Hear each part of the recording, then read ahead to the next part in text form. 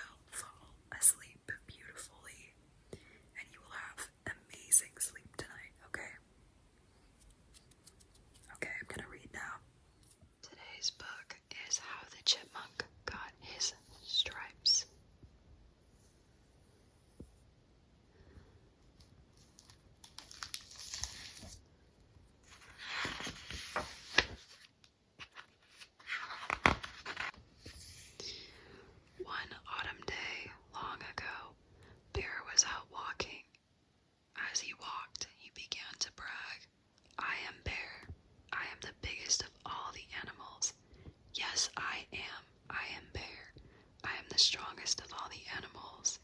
Yes, I am. I am Bear. I am the loudest of all the animals. Yes, I am. I am Bear. I am Bear. I can do anything. Yes, I can.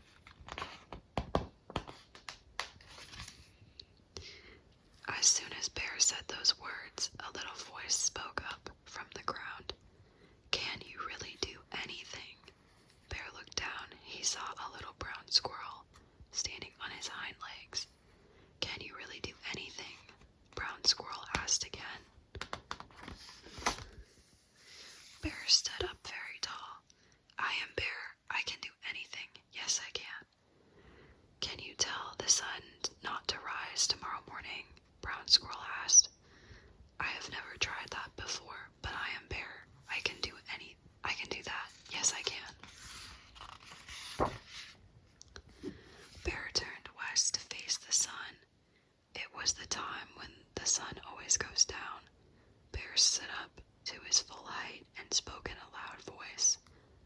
Sun, do not come up tomorrow. At his words, the sun began to disappear behind the hills. You see, Bear said, Sun is afraid of me. He is running away. But the sun, will the sun come up tomorrow? Brown Squirrel asked. No, Bear answered, the sun will not come up. Then Bear turned to face east, the direction where the sun always used to come up. He sat down. Little Brown Squirrel sat down beside him. All that night they did not sleep. All that night Bear kept saying these words. The sun will not come up, humph. The sun will not come up, humph. But as the night went on, the little brown squirrel began to say something too. He said these words. The sun is going to rise, ooh. The sun is going to rise, ooh. All through the night they sat there, one by one. Other animals gathered around them. Fox and wolf, deer and moose, rabbit and porcupine, hawk and owl, otter and beaver, frog and turtle, and even the little mice came. They wanted to see who would be right, Bear or Brown Squirrel. This is what the other animals heard. The sun will not come up, humph. The sun is going to rise, ooh. The sun will not come up, humph. The sun is going to rise, ooh. Finally, it was just before dawn, the time when the sun always used to come up. Look, said Turtle, a little bit of red is starting to show.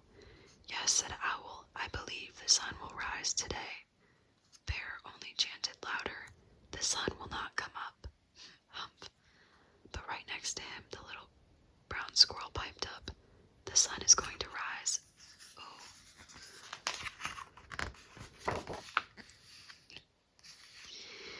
And the sun came up. The birds sang their welcoming songs. The bright light of the new day spread over the land. Everyone was happy except for one animal. That animal was Bear. He sat there with his head down and a grumpy look on his face.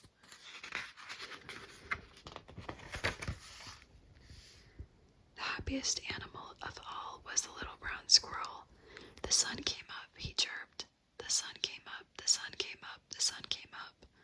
Brown Squirrel was so happy he forgot that his wise old grandmother had told him when he was very young.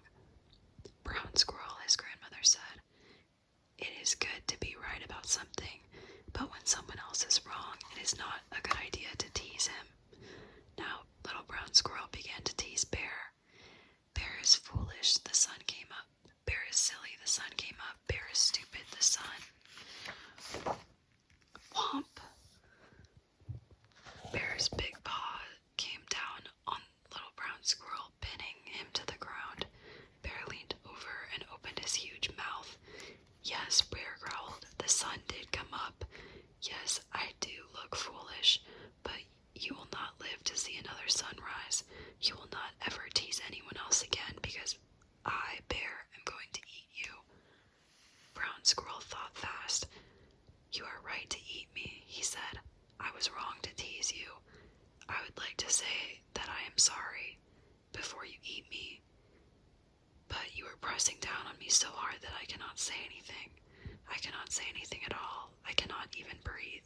If you would lift up your paw just a little bit, then I could take a deep breath and apologize before you eat me. That is a good idea, Bear said. I would like to hear you apologize before I eat you.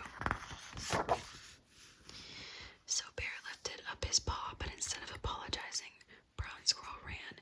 He ran as fast as he could toward the pile of stones where he had his home. He had a tunnel under those stones and a nice warm burrow just deep underground. Little Brown Squirrel's grandmother stood there in the door, waiting for him.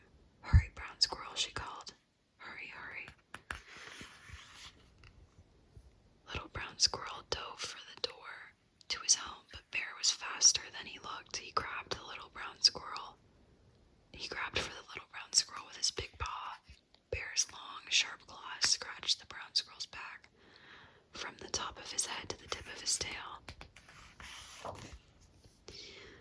But Brown Squirrel got away, deep down in his burrow where Bear couldn't get him.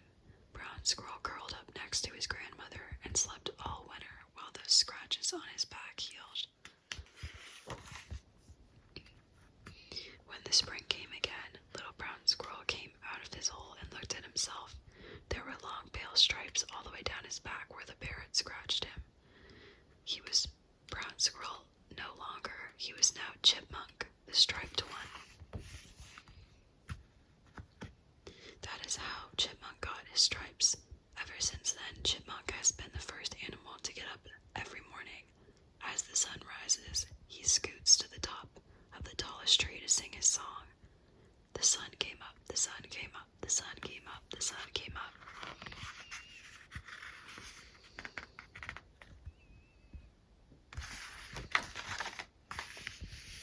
And ever since then, Bear has been the last animal to get up.